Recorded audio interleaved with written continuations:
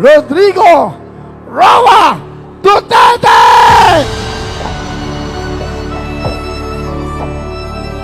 Lights, please, lights.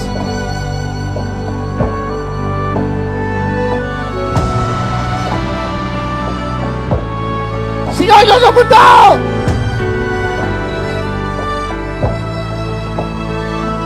Ang nagmalasakit, nagmahal.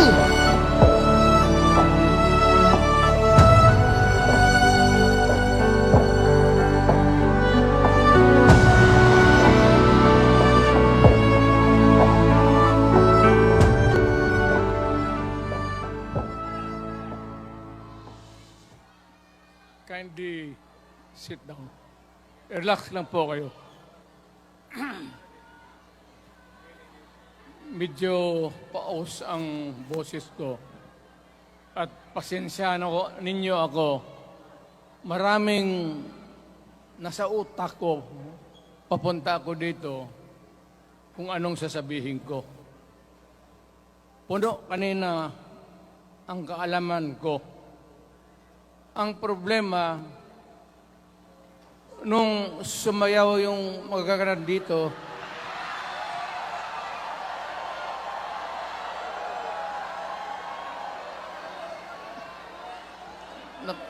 nakalimutan ko.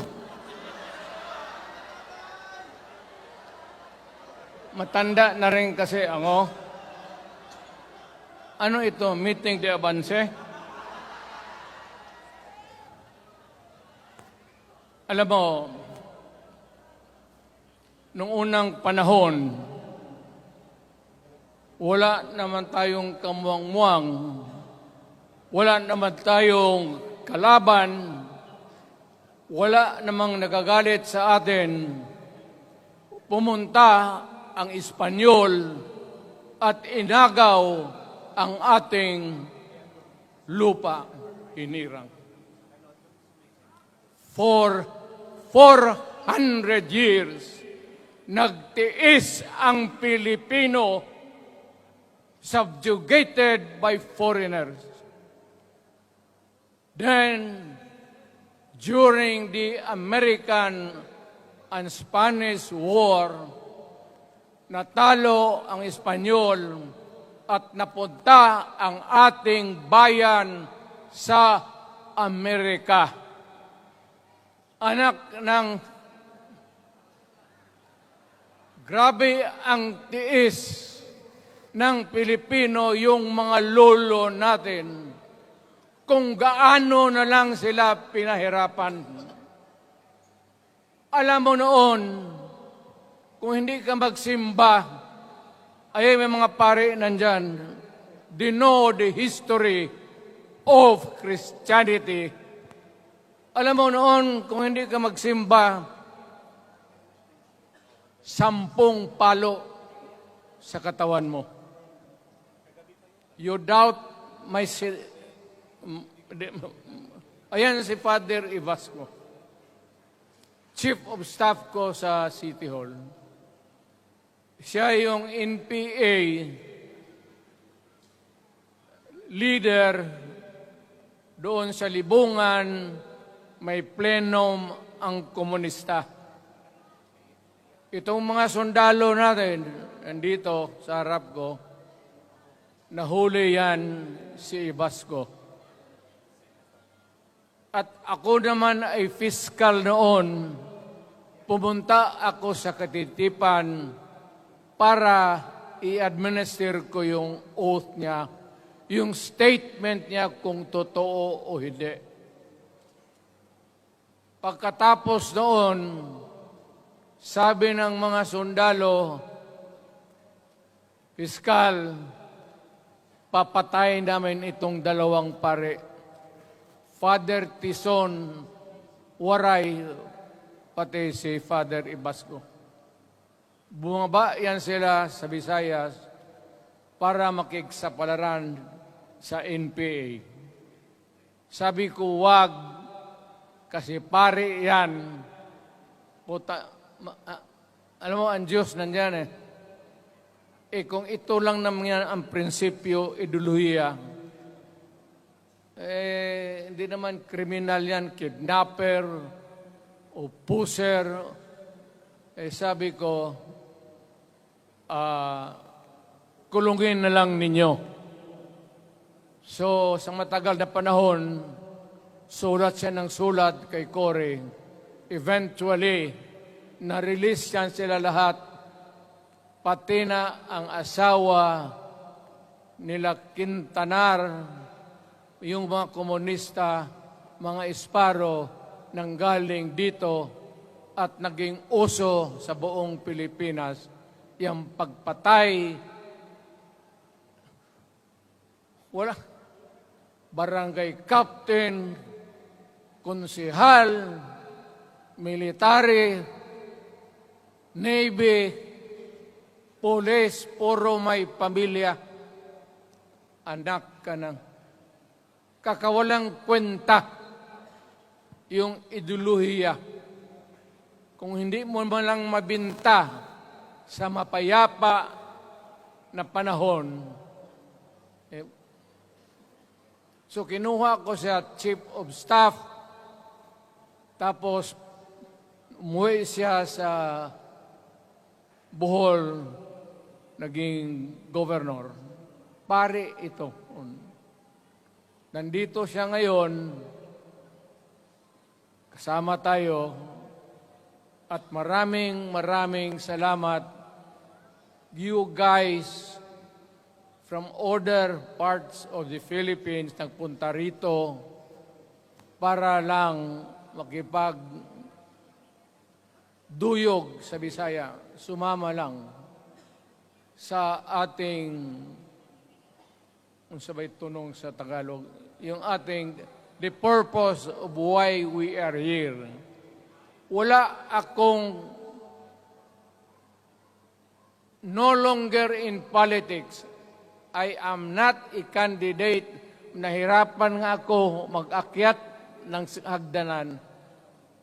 I am 80 years old. Hindi, 79 lang, pero hindi binibilang yan eh. Sabi malas daw. Sabi ng asawa ko, 80 na ako. O, sige, 80 na. Pero nung lumabas itong People's Initiative, okay man yan. Abogado ako. There are 3 ways of amending the Constitution. Mag-constitutional convention, mag-election tayo sa political districts ng representante para sa assembly to convene there and propose changing or modification of our Constitution. Itong People's Initiative, pati itong Congress, they would convert the Congress into a constituent body and propose the Constitution. Alin man dyan sa lahat, it will be submitted to the people for ratification. Ang problema dito, ako, Mr. President, Ma'am Lisa Araneta Marcos, hindi ninyo ako kalaban. Wala akong sinasabi ng masama. Hindi lang ako makakampanya noon. Alam mo, iniiwasan ko ito. Itong panahon na ito talaga ang iniwasan ko kasi mapipilitan ako ngayon magsalita laban ng mga tao sa gobyerno. Alam mo, Mr. President, hindi ako maghingi ng tawad. Kagawan mo yan eh. It is your responsibilities sa sarili mo. What you do in this world binds you. Iyo yan. Huwag mong sisihin ang ibang tao kasi sarili mong utak at katawan yan. Nung ako'y mayor pinakitaan ako ng evidence ng PDEA. Doon sa listahan, nandoon yung pangalan mo. Ayaw kong sabihin yan kasi magkaibigan tayo. Kung hindi magkaibigan, magkakilala. Ikaw pumapasok kayo ng alanganin. Mr. President, baka susunod ka sa dinaanan ng tatay mo. Diyan ako takot. Ayaw ko mangyari sa iyo yan. Pabor lang, ako namang nagmamakaawa kasi it will divide the nation at madugo itong panahon na ito. Alam mo, Mr. President, sabihin ko maya sa tao kung ano ka. Noong unang panahon, hindi tayo puro Bisaya, nagkita-kita doon sa Luzon. There was a community of Filipinos. Galing Visayas, galing Ilonggo, galing Waray, galing Mindanao, galing Hulo, galing Lanao, Cebu, Samar, at Taas, Pampanga, Apare. Nagkita-kita yung mga minono natin. Kasi hinawakan tayo ng Espanyol, pati Amerikano. Nung dumating ang panahon na tayo'y nagkaharap na, sabi ng mga lolo natin, ano ang gawain natin sa bayan natin? Pwede ba tayong magbarangay-barangay lang o magkaisa tayo? Di na bale, iba-iba ang salita natin. It was agreed by the Filipinos then of all walks of life, Mailocano, Masibuano, mga taga Mindanao, they agreed to form a constitution. Alam mo, yung constitution parang bahayan sa tao. May poste. Sabi natin, maggawa tayo ng magandang opisina where we can meet and talk about the destiny of this country. Doon, they agreed na may malaking bahay, may poste, mga malaking poste, at may mga muebles at kwarto, living rooms and all. Ang usapan na from time to time, lumalaki na ang bayan at magdagdag tayo ng mga opisina sa mga opisyal. Maganda yun. Bahay yun. Mga sahig, nandyan lahat. Lamesa, desks, chairs, and everything.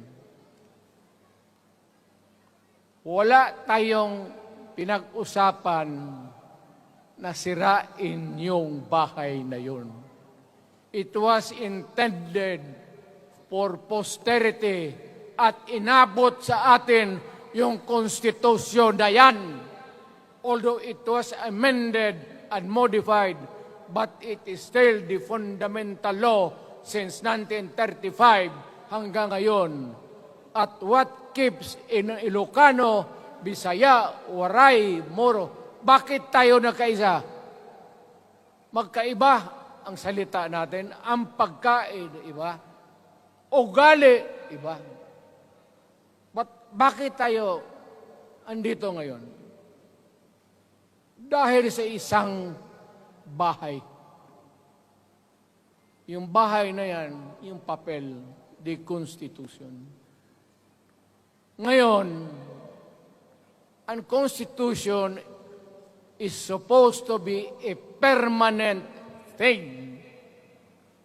Ang batas na binigay ng Constitution sa Congress, sa lawmakers, they can make laws every day, modify, change it if they want, every week.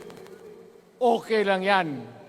Huwag ninyong pakialaman ang Constitution kasi yun ang bahay opisyal ng Pilipino. Anak ka ng, bakit pumasok sa utak ninyo yung People's Initiative? Anong nakain ninyo? There's nothing wrong with the Constitution right now. The environment in the Philippines seems to be positive, okay. Wala namang problema. Araw-araw, nakikita tayo. Punta Maynila, marami akong kaibigan, mga brad ko, mga classmate ko. Okay ang buhay natin. But suddenly, nandito yung People's Initiative. Alam mo, sa umpisa pa lang, nagdududa na ako. Bakit?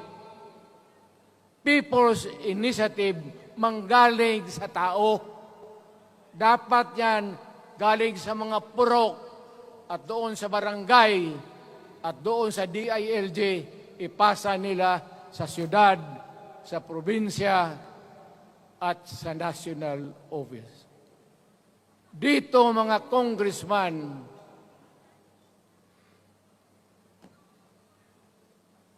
alam ninyo, kung magkaletse-letse ang buhay na ito, sabihin ko sa military, sirahan ninyo yung Congress. Magastos, nagbabayad tayo, nag-usek-usek sa kwarta. Sige pamayad para People's Initiative. So, what is the motivation? Galing ba sa puso ng tao yung pinipirma niya? Hindi yung pirma niya yung petition para ito, kaming nagsipirma dito, pumayag na merong pagkaiba ngayon sa Constitution. Pirma lang, pati pera. Anong klase yung putang inang yun? Ganon na lang ang tingin ninyo sa Pilipino. Pagka ganon, maghiwalay-hiwalay na tayo. Kayong taga Luzon, pumunta na yan sa Mindanao, mag-declare na lang tayo ng independence separate. Bakit binababoy ninyo ang bayan natin? Ako naging presidente. Ako naging mayor. Ako naging congressman. Ang sinasabi ko sa inyo, putang ina.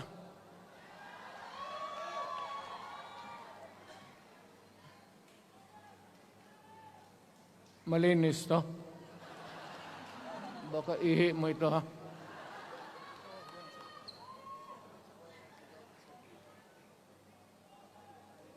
Kakaubos talaga ng laway itong...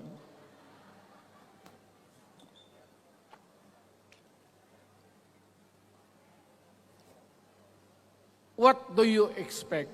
The national government, particularly ang Malacanang, anong gusto ninyong response?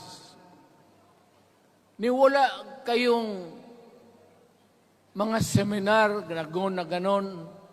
You never educated the Filipino people. You want the Filipino to remain ignorant para you can do what you want with the country. Yan ang totoo. Kasi ginagago ninyo para walang alam ang taong bayan. Well, kaming nakapag-aral, at may alam kundi hindi katanggap-tanggap yung ginagawa ninyo. Sa umpisa pa lang, binibili na ninyo yung signature ng Pilipino. Yun ba ang People's Initiative? You know, national, provincial, city, munisipyo, then the barangay. Yan ang echelons ng power sa gobyerno. Hindi naman ninyo gigamit ang barangay at binigyan mo ng 20 milyones isa't isa sa kanilang mga congressman. At binibili ang Pilipino. Alam ninyo kung ano yan? Kaluluwa ang ninyo ang binibili ng taong bayan. Hindi ako mapayag ng ganon. Nakapag-aral ako, hindi naman ako ignorante. Bakit ka mag-people's change? Ang problema ninyo, ganito. Hindi pa, pauna. Ang malas ng Pilipinas, every president, almost all, pag naupo na dyan sa Malacanang, walang ginagawa kung mag-isip ang mga putang ina kung paano pahabain ang termino nila. That's the problem. Bakit ganon kayo? Ang demokrasya may eleksyon. Para naman, tignan ninyo, Presidente Osmeña Bisaya. Ang napaalaala ko pa, Garcia Bisaya. Then Magsaysay Ilocano. Then si Quirino Ilocano. Ganon dapat. Ang eleksyon is a cleansing process. Gumagalaw yan, huwag mong pigilan. Ngayon, kung ikaw nandyan, naupo ka, you stop the process of governance, hintuin mo, kasi pahabain mo ang termino, gusto mo. Sabi ko nga sa iyo, Mr. President, kaibigan kita, Bingbong. Pag pinilit mo ito, lalabas ka ng Malacanang kagaya noong panahon na pinalayas kayo.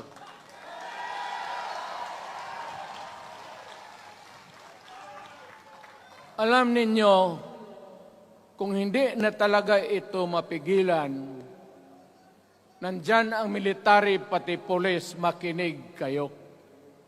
Pag-aralan ninyo kung ano yung pinapakain nila sa taong bayan. At pagka nakita ninyo kung ano ang mali, you correct it. Nasa inyong kamay na yan. Ganito yung plano. Presidential, tapos parliament. Ang presidential, lahat kayo, ako, ikaw, lahat, hanggang doon, nagboboto, direct vote to elect a president. Itong parliament, prime minister lang ang magboto, yung mga assembly who are the congressmen now. Putang ina ninyo, wala akong tiwala sa inyo.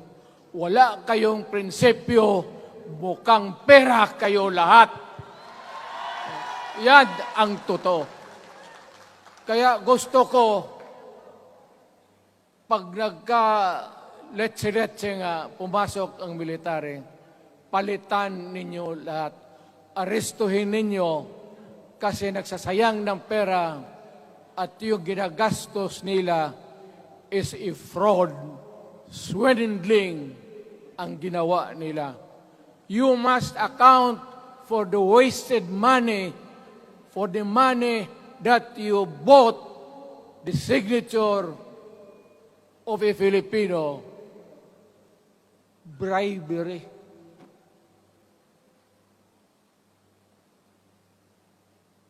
magdasal lang kayo. If by the grace of God, mabalik ako,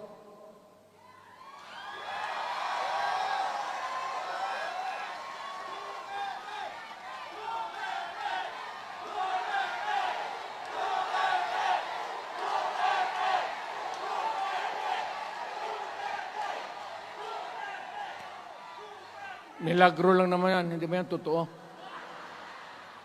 Utang ina ko mabalik ako, arestuhin ko kayo lahat for the swindling of the Filipino people. You committed fraud. Pinagsayangan ninyo ang pera namin. People's Initiative does not involve buying the vote or the signature of the Filipino. Talagang mga wala kayong prinsipyo, mga putang ina ninyo.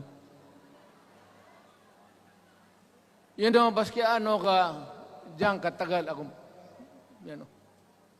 Yung sa likod ko, umupo ako diyan. Vice Mayor ako.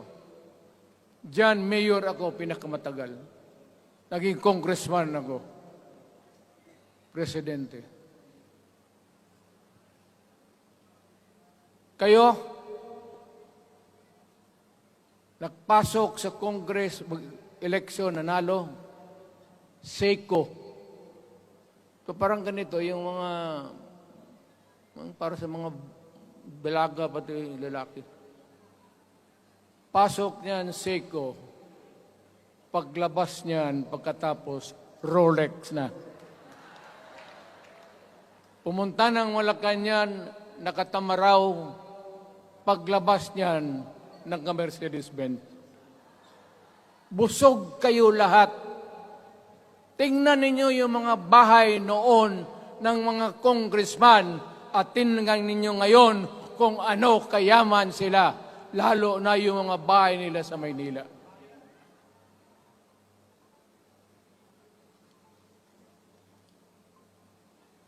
Wala kayong masabi sa akin. Alam mo bakit diretsahan ako magsalita? Ninipahat, wala ako. Paglabas ko sa Malacanang, lipad ako dito. Pumunta ako sa bahay ko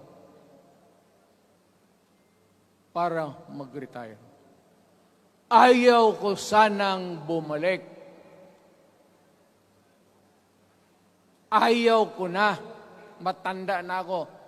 Putang ina, napapandol lang ako dyan eh. Kaya lang, marami akong magandang naisip kanina papunta dito. Kaya yung sumasayaw lang kasi yung mga ale. Nabakante tuloy, nakalimutan ko kung ano ko nang ina. Huwag kayong magpaloko. Alam mo, Parliament, ang ambisyon niyan, karamihan, galing kay Lisa Marcos pati kay Romualdez. Bongbong bangag yan.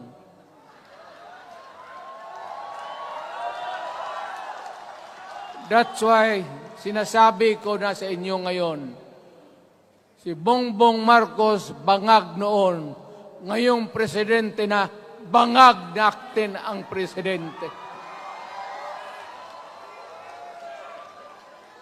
Kayong mga military, alam ninyo yan.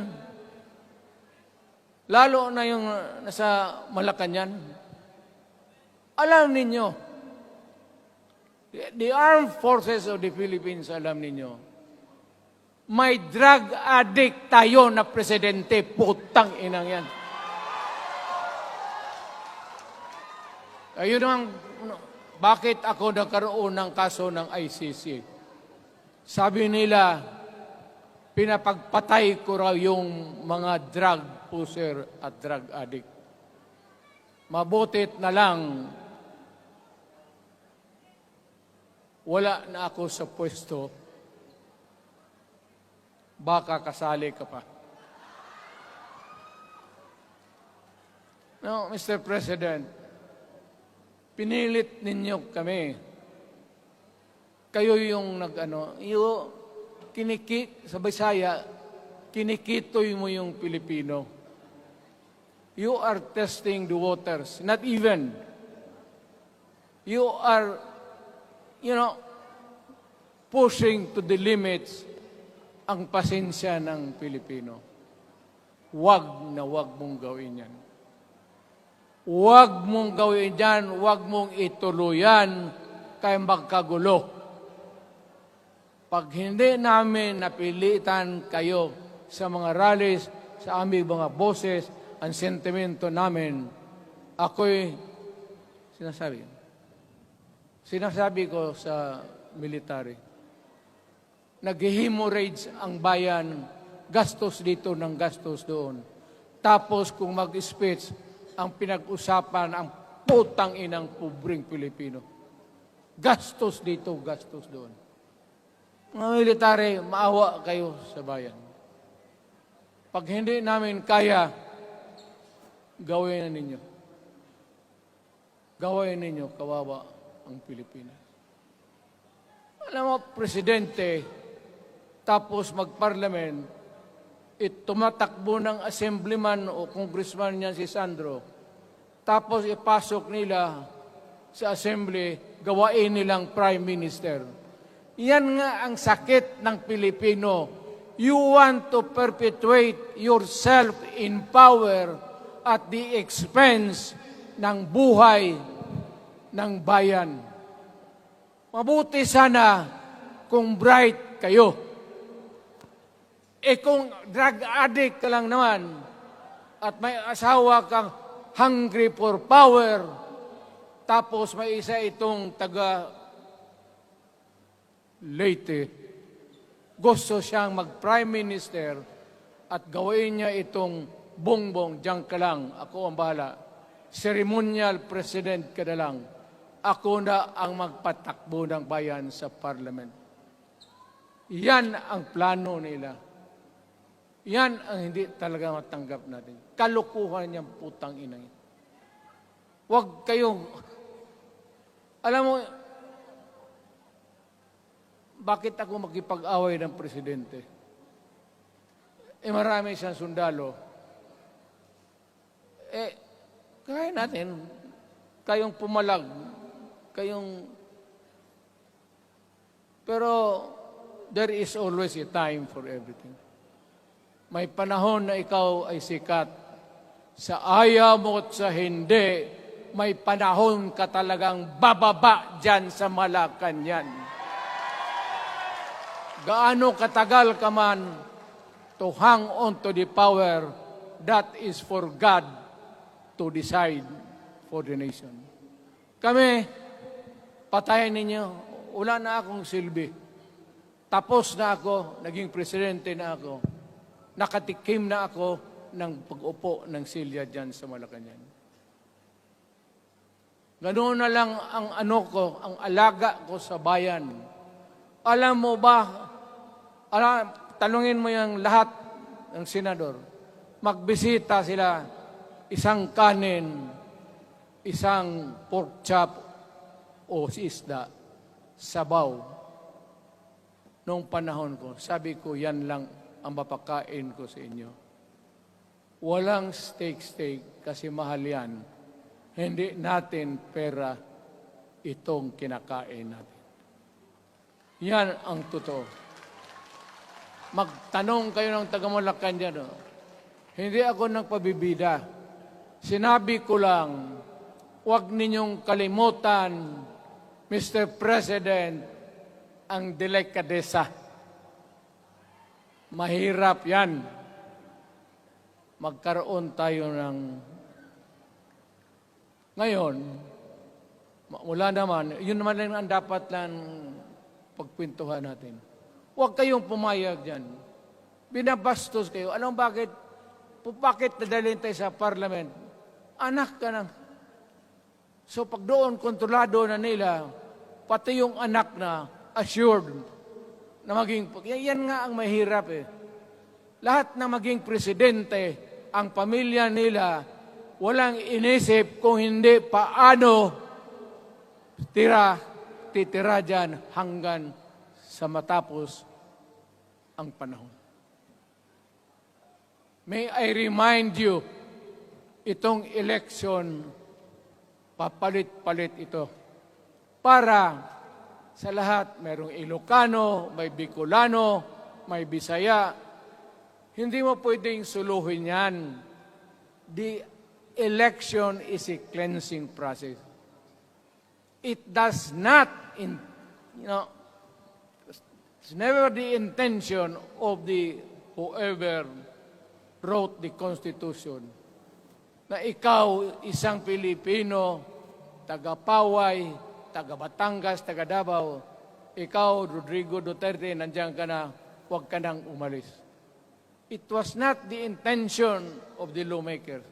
Demokrasya tayo, Mr. President. Huwag mong kalimutan na isang term ka lang pagkatapos bababa ka na. Pag ayaw mong bumaba, utang ina magkagulo ang bayan, sabihin ko sa inyo. Ngayon, nakikinig kayong mga military. Gusto niyong iwasan ang dugo? Kayo lang ang makapigil nito. Putang ina, pigilan mo yung kalukuhan na yan. Pagka hindi itong rally na ito, it will multiply all over the Philippines and there will be trouble. Kami, ako ang nauna kasi galit ako. Dumaan ako ng presidente.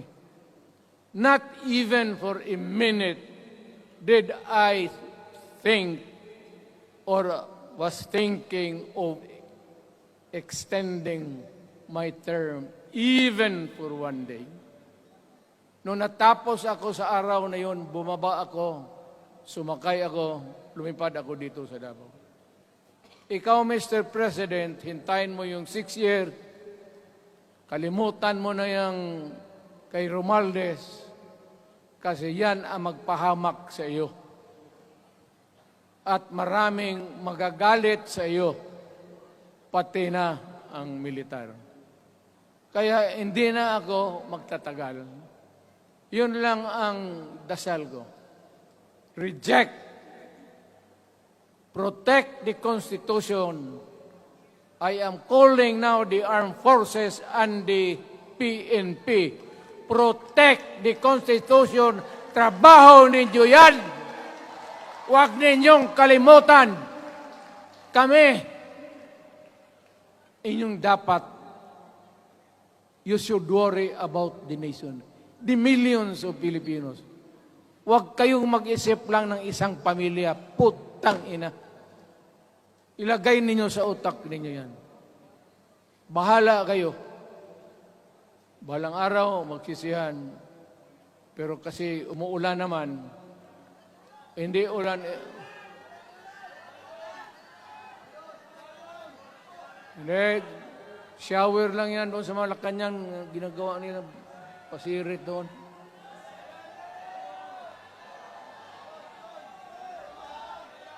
Wala naman rin akong masabi. Kasi hindi man ito eleksyon. Nakafocus lang ako sa People's Initiative and the way that they are handling the process of the People's Initiative. Ang nangyayari ngayon, hindi yan People's Initiative, kung hindi buying the people for their signatures. Pag-umpisa pa lang, bayaran na. At maniwala ka ng konstitusyon, lalabas yan maganda. Kung pira-pirahin lang tayo. Balang araw, wala na ako sa buhay. Maybe 10 years, 5 years from now. You might want to change some provision. Yung sabi nila, the usual excuse is economic provisions lang ang aming pakialaman. Putang ina, huwag kayong maniwala dyan sa mga yawa na yan. Puro kasi sinungaling ang mga ulol Alam mo, pag nagtawag ka ng Constitutional Convention through People's Initiative or when you open the Constitution, hindi mo pwedeng limitahan ang powers na yan. It's unlimited. Kung ano ang gawain nila at kung ano ang utos ng may pera, kung bayaran sila, ipagbili talaga tayo. Ipauhanin na lang ako, naghangi ako ng may mga congressman dito. Ito yung matitino. Nandito si Congressman Alvarez. Pumunta talaga siya. Hindi mo kasi niya ako hinayaya. Kapupunta sana ako ng Tagum. Para lang ako galit talaga. Bakit po putang ina? Siga. Bakit? Bisaya pa makumutan ko na imong naong. Magharap ka sa akin, ganoon ko yung mukha mo. Bakit? Bakit bigyan mong problema ang Pilipino? Ano ang kasalanan ng Pilipino at gumagastos kayo, binibili milyon ng milyon, kayong mga congressman, putang ina, istapa yan. Swindling yan. Kaya sabi ko, by stroke of faith, nabalik ako dyan sa Malacanang. Kayong lahat, kagaya ng Marcelo, ng tatay mo, Bongbong, kayong lahat, congressman, nandoon kayo sa Krami. Ipasok kayo ng 2 taon para leksyon ninyo. Hindi ka maleksyon ng kalukuhan ninyo. Wala. Hindi pa nga naayos ang kati. Ano bang, what's wrong with the Constitution? Tell me kung hindi yung inyong ambisyon. The real purpose itong constitutional changes sa People's Initiative is really to perpetuate those who are in power. Yan na lang ang ganyan ninyo. Marami akong sabihin, maybe kung patayin nila ako, putukin yung eroplano, wala na tayong magawa. Ngayon, kung sino, alam mo na kung sino, yung sa Malacanang, yun ang aristuhin ninyo. Sila nag-umpisa ng kaguluhan ito. Ladies and gentlemen, I am very thankful na nandito kayo, mga Tagalog, Bisaya, at taga-Maynila.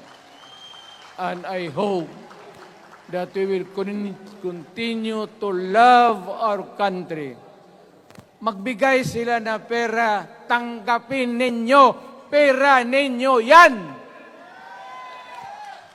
Hindi ba ninyo na sa isip ninyo? Bigyan kayo ng 1,000, 100, tanggapin mo, pera ninyo yan. Pati yung sa bulsa nila, kinakain nila, at pinagbili ng bahay kung saan-saan, pera ninyo. So, make sure na bago kayo lumabas lang naman sa mundong ito, may panahon lahat, mamatay tayo. Mag-iwan kayo ng isang prinsipyo. Sabi ninyo sa mga anak ninyo, tinanggap ko yung pera kasi pera natin ito, ibili natin pagkain. Pero yung prinsipyo natin, huwag natin ipagbili. Yan ang iiwan mo sa mundong ito para sa mga anak ninyo. At yan ang dadalhin mo sa langit. Pagka sinabi ni San Pedro, anong nagawa mo? May ginawa ako para sa bayan. Tapos magsabi sa San Pedro, ano pa? Yung mga ibang bagay na ginawa mo, mga kasalanan, mga kabit, ganon. Sabihin mo kay San Pedro, nandito ako sa langit para makipag-isa sa Diyos. Pag hindi ka tumahimik, yung manok mo, hawakan ko, ilambos ko yan sa ulo mo. Putang ina ka. buksan mo yung puwertahan at papasok tayo, magkita-kita tayo sa langit. Lahat kayong hindi nabili, sigurado ako, langit kayo. Kaya basing anong kasalanan ninyo, okay na yan. May guarantee na kayo yung passes. Mahalaga yan as a matter of principle. Prinsipyo sa tao. Maraming salamat po.